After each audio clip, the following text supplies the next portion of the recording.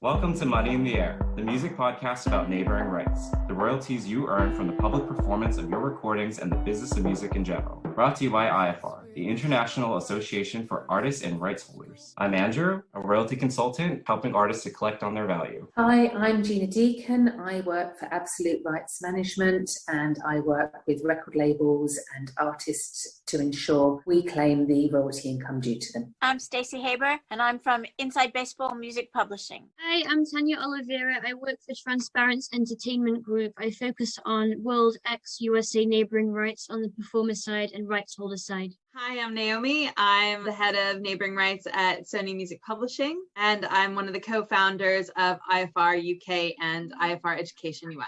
We're going to talk about some deadlines for submissions. The first question that was asked is, what are some of the key deadlines to know about when looking to make sure to make your claims in time? That is an excellent question and point, because I'm thinking of the kind of highest earning CMOs. So for example, PPL in the UK, you have until January 31st every year to register tracks from the previous year. We have until January 31st, 2022 to register tracks that came out this year in 2021. So everyone's kind of like in a mad rush to finish that. On the performer side, the beginning of April every year is PPL's performer repertoire deadline. So that's when you have to get all of your claims in to be paid later that year. Otherwise, you'll be paid the following year. Swiss Perform on the rights holder side, they only open their claiming tool for the month of November every year. So that's worth bearing in mind. So you only have 4 weeks to kind of log into this portal that's only active in November and just search for everything that's ever been broadcast in Switzerland. And then Abramus in Brazil, you have until July 31st every year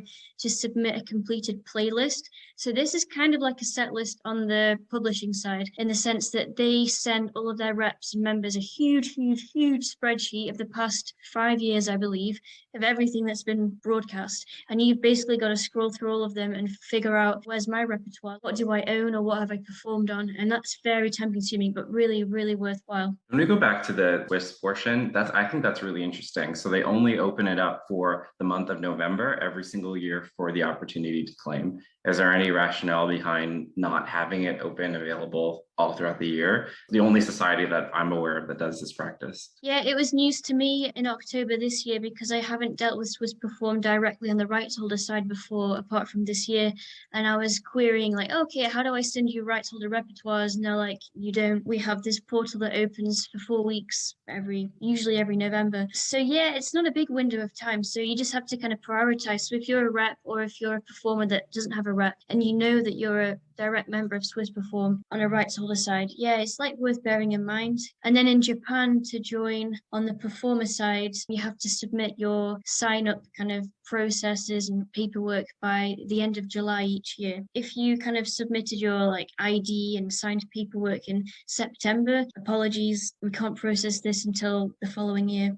So then, yeah, that's another type of deadline. It's signing up within the CMO's window of kind of accepting new applications. The other deadline to mention is mandate change deadlines. There are a lot of mandate change deadlines. So people who have signed up with PPL for the world, for instance, if they want to change that mandate, you have to do it by September 30th of 2021 in order for it to take effect January 1st, 2022. In Canada, I believe that's the beginning of August. I think it's about that same time in the Netherlands as well.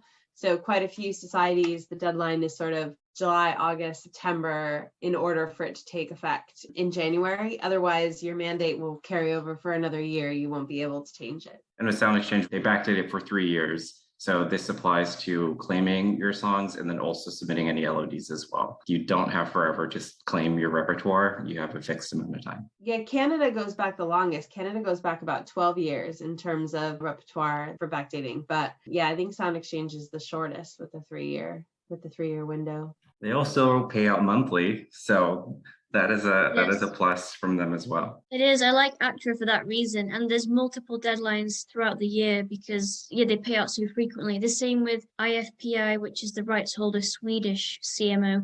They pay out every couple of months, and there's multiple deadlines throughout the year in order to qualify for the next payment date. So yeah, they really vary, don't they? Some there's an annual deadline, that is it. Others there's you've got 6 opportunities this year to update your repertoire.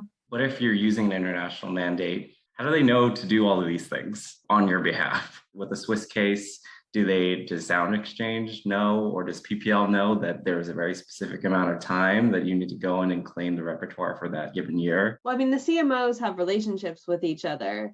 So in terms of how the CMO handles transferring data together, like that is a different process. And there are various ways that that data gets transferred. Obviously, in terms of the representatives or the artists giving data to the CMOs, that's what we do. We know what we need to do and when we need to do it. But in terms of like what PPL might do for Switzerland, for instance, that's going to be an internal process between the CMOs. If you like what you heard, please visit us at www.iafar.co.uk and become a member to have all of your questions answered and access to our incredible team of representatives. Bye for now.